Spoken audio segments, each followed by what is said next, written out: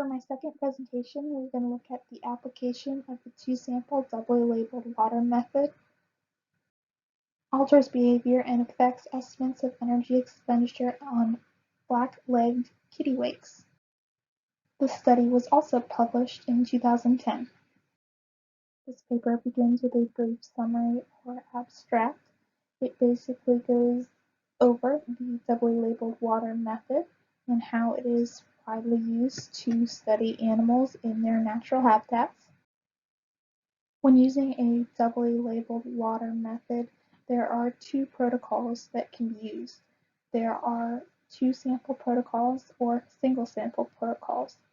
In this paper, it will compare these two and have a third group as a control. There were several things that scientists looked at with these three groups. First was the time it took birds to return to their nest after their original treatment with the doubly labeled water. And they also looked at whether or not these animals returned to their nest at all after being part of this study. This study found that it took birds almost 20 times longer to return to their nests, or they didn't return to their nest at all. And it also shows that there was a difference in calculated energy expenditure between the two sample and single sample groups. As I've stated before, doubly labeled water is the standard method when it comes to studying energy expenditure in free-ranging animals. This method is conducted by injecting animals with isotopes of oxygen and hydrogen. These isotopes then equilibrate rapidly through the body and then are retested after several days. Scientists are then able to extrapolate carbon dioxide levels and from that create a field metabolic rate for these animals. Now, within doubly labeled water studies, there are two protocols mainly used when collecting samples from these animals. The first is called a two-sample method. In this method, the animal is captured, the doubly labeled water is injected, and then the animal is confined for a period which allows that equilibration to occur. The animal is then released and allowed to go about their daily activities. It is important to note that before this release, there is an initial blood sample taken, which allows scientists to calculate an initial isotope level within the animal. After a given amount of time, that animal is then recaptured, a second blood sample is taken, and then that final isotope concentration is able to be calculated. A second protocol is called the single sample method. This is a less commonly used method, but it is believed to be much less invasive on the animals because it does not require that the animals be confined or there be an initial blood sample taken. That initial isotope number is actually an estimate, which may lead to some imprecision in those final numbers. It is believed that doubly labeled water studies have no effect on animal behavior, and that assumption is what scientists are going off of when they calculate these metabolic rates. While this is an assumption that is used in every doubly labeled water study, there have actually been very few studies looking at any possible behavioral changes caused by the capture and re-release and subsequent recaptures of these animals on their behavior. There have been a few studies that have looked at the effects of different doubly labeled water methods on animals, but none have looked at the same aspects of this behavior modification as this paper does. This study compares the impacts of that single sample method and that two sample method on the behavior of black-legged kittiwakes during their chick rearing period.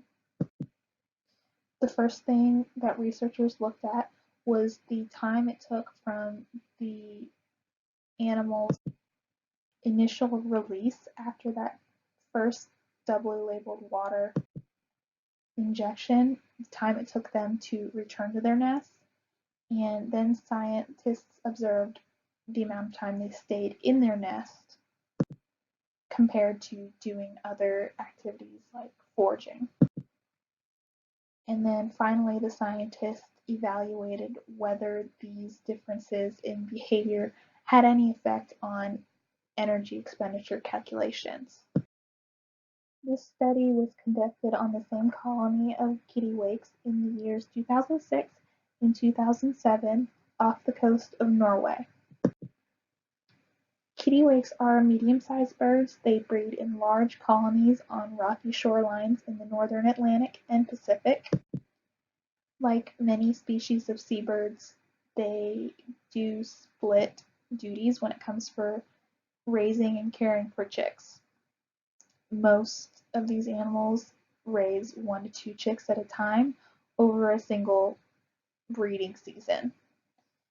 They are body dimorphic, so males are typically 12% larger than females, which is a good distinguishing trait between males and females in a mating pair.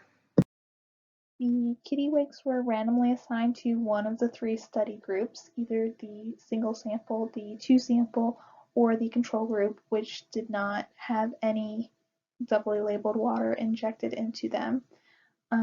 All of these birds were at the same stage in their breeding cycle. They had chicks that were around 15 days old. This would eliminate any outside influence of being in a different breeding stage, such as having a younger chick and possibly even an egg to an older, more developed chick, which might require different amounts of energy being expended to care for them. Both nesting partners received the same treatment so that their behaviors weren't influencing one another or even disrupting their normal behaviors. All the birds were captured in their nests. They were weighed and tagged if they'd never been previously tagged. They were then administered their treatment, either the single sample where they were injected and immediately released, or the 2 sample where the birds remained in a cotton bag where the doubly labeled water was able to equilibrate within their bodies. They were then released after having a blood sample taken. All of the birds were then recaptured twice, about after 24 and 72 hours, and blood samples were taken. There were several kittiwakes that avoided either one or both of the recaptures, so their data was left out of the final results. After the birds were released, their nests were observed to record the amount of time it took them from release to return to their nest. If the birds had not returned after 10 hours, their observation was terminated. Now, the amount of time that the birds spent at their nest was observed in 4 different periods for this study. There was the time they spent there pre-injection, post their initial injection, after their first recapture, and after their second recapture. The paper then talks about how the field metabolic rates were captured and the methods used to calculate these numbers. The isotope enrichment of blood samples was determined by isotope mass spectrometry.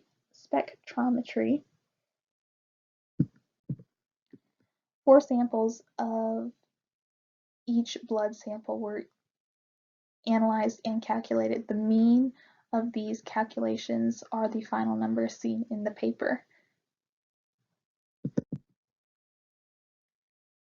Per the method, the 2 sample birds had an initial isotope number that was calculated, while the single sample birds had to be estimated. The isotope levels were then converted into carbon dioxide numbers using a single pool calculation. These are the same calculations that were discussed in my first paper. These numbers were then converted into a field metabolic rate. It was observed that the two-sample kittiwakes did take significantly longer to return to their nest than the single-sample kittiwakes.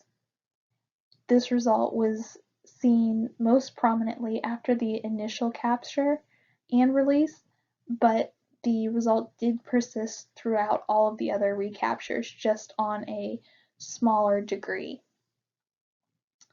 It is also seen that it took the birds less time to return to their nest in 2007 than it did in 2006. A reason of this is explained later in the paper. It was also showed that the single-sample birds were more likely to return to their nest, while the two-sample birds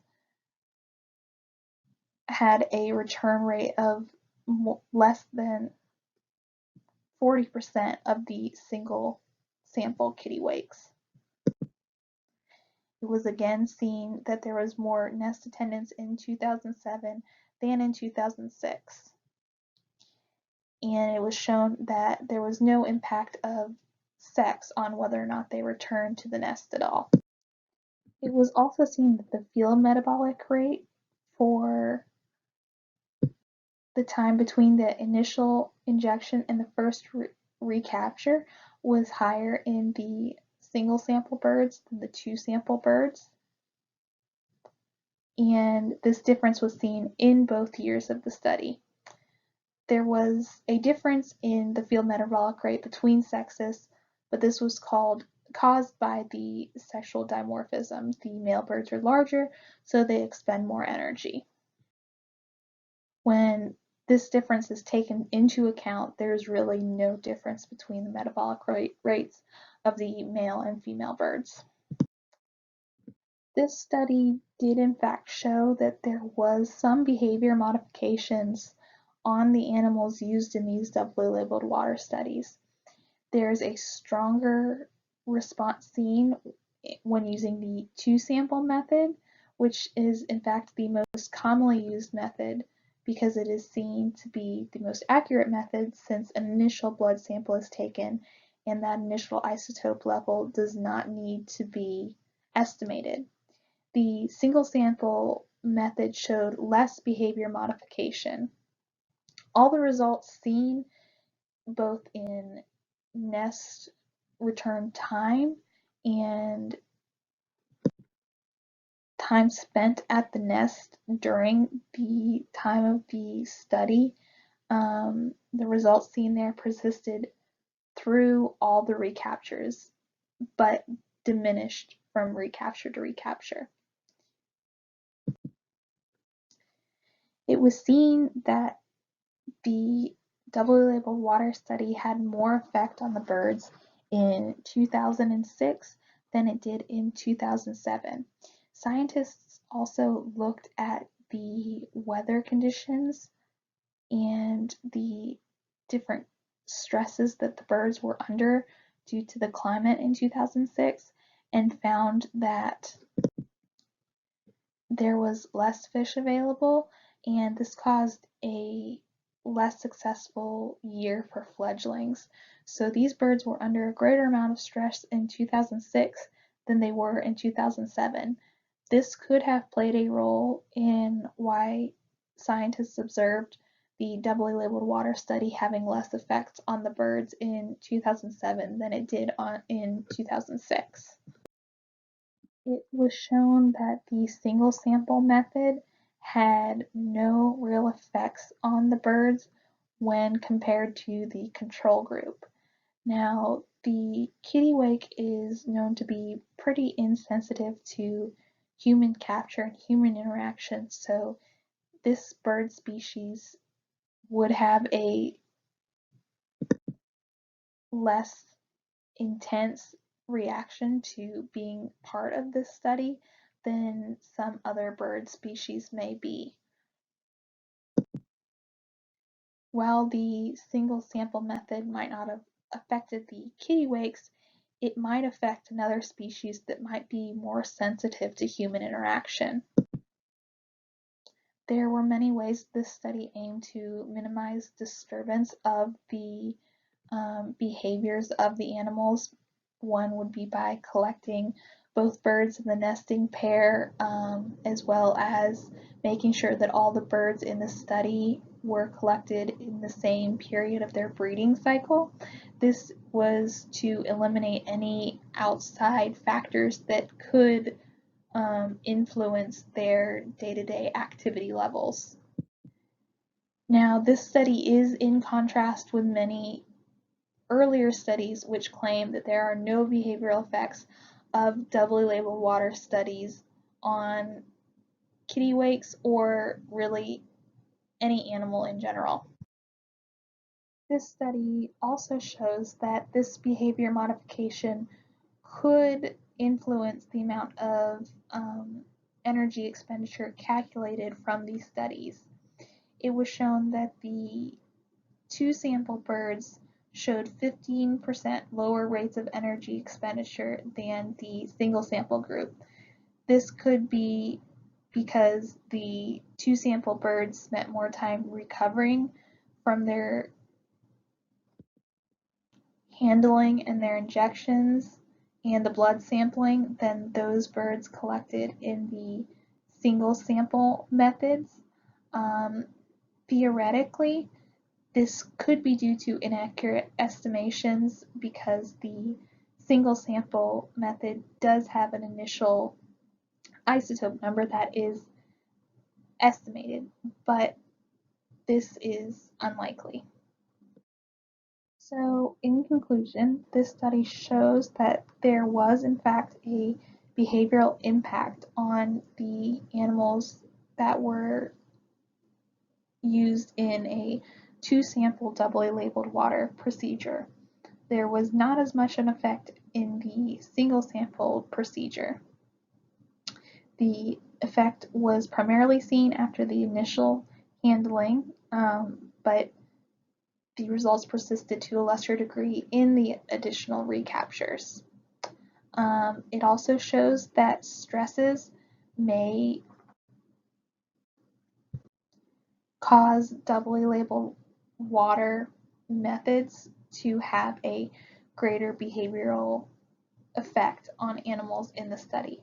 So when animals under greater stress, these studies might add to that stress and further modify their behavior.